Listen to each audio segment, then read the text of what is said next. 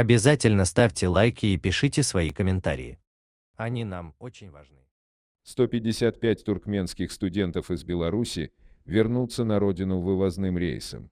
Авиакомпания Туркменистан осуществит вывозной рейс из Минска. Об этом говорится в решениях Чрезвычайной комиссии по борьбе с распространением болезней, принятых на заседании 16 июня. Решение передали Turkmen News собственные источники. Рейс по маршруту Туркменабад-Минск-Туркменабад осуществит самолет Boeing 737-800. Из Беларуси будут вывезены 155 граждан Туркменистана. Это уже третий рейс из этой страны за месяц. Вывозными рейсами 2 и 3 июня из Минска в Туркменабад были отправлены 220 человек. По прибытии пассажиры рейса отбудут карантин в карантинной зоне Дорожно-транспортного управления Хикимли-Калибабского вилаята. Ранее гражданам, вернувшимся из Беларуси, разрешали ограничиться домашним карантином.